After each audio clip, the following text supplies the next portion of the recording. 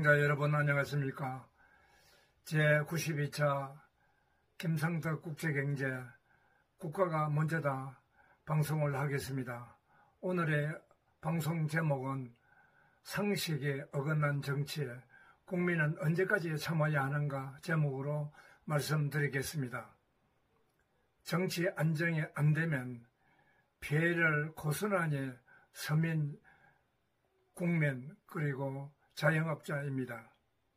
정치 안정이 안 되면 국민 전체가 경제의 활기를 잃게 되고 내수 부진에 따라서 자영업자와의 폐업이 속출할 것입니다. 상식이 무너진 사회, 정치가 바로 서야 시장의 활기를 찾을 수 있을 것입니다.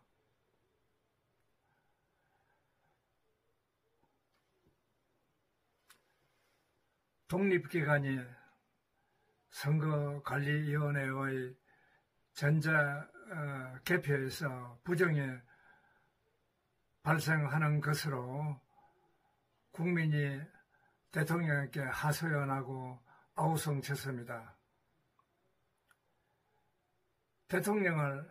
대통령께서는 이 부정선거를 있는지 없는지 정말 의구심을 살 정도의 그런 개표기에 부정이 있는지 알아보기 위해서 국가 비상 계엄 상태를 발표했습니다.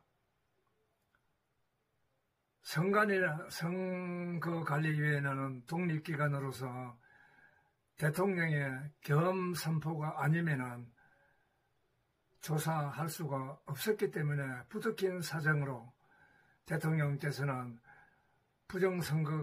선거를 밝히기 위해서 계엄 선포를 한 것입니다. 이거 대통령께서 단언을 내린 것을 우리가 박수를 쳐야 되는 거 아닙니까?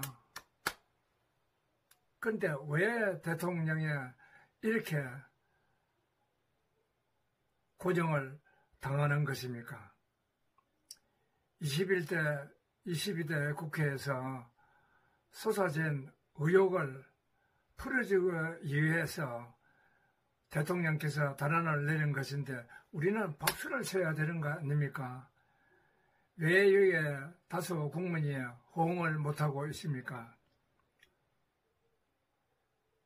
전 선거관리 노조위원장이 양심선언으로 국민을 22년간 속였다고 증언했지 않습니까?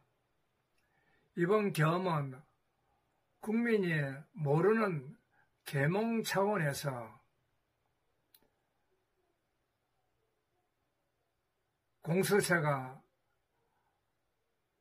내란 속으로 몰아가는 것은 이거는 천부당 만부당한 처신입니다. 이번에 국가를 망하게 하는 사법기관, 수사기관의 권력 줄서기, 나쁜 짓을 우리 후 세대들에게 보여준 것입니다. 권력 앞에서는 정의도, 의리도, 도덕적 개념도 사라졌습니다. 대한민국이 과연 이것뿐입니까? 대한민국이 과연 이 정도뿐입니까? 보도에 의하면 내란 소개를 몰아붙이는 핵심은 전 국정원의 기조실장을 한 박선원 의원으로 밝혀졌습니다. 진짜인지 잘 모르지만 우리는 노무현 문재인 정부 때 중요 직책을 맡고 있었다는 것입니다. 국민은 허탈합니다. 간첩을 대통령으로 만드는 나라, 간첩을 국정원 중요 압력 그러한 직책에 맡기는 나라, 정말 우리 국민은 허탈합니다. 대한민국이 과연 이것뿐이었습니까? 탄핵, 오히려 적과 내통하여 박근혜 대통령을 탄핵시키고 그것도 모자라서 이번에 국민의힘의 한 짓이 무엇이었습니까? 검찰밖에 경험이 없는 사람이 또 집권당의 당대표가 되어서 휘짓고 나갔습니다. 참 어처구니 없습니다. 이것이 나라입니까? 22년간 부정선거, 개표 의심을 윤 대통령께서 밝힌 것을 우리는 박수를 치고 환영해야 되는 거 아닙니까? 왜 내란 수계로 몰아세웁니까? 그리고 자유민주당 고영주 대표께서 더불어민주당 당 해산 신청을 주장하는 것도 이런 맥락입니다. 영국 BBC는 영국 BBC의 방송에 민주당 좌파로 망해가는 대한민국이라고 보도했습니다.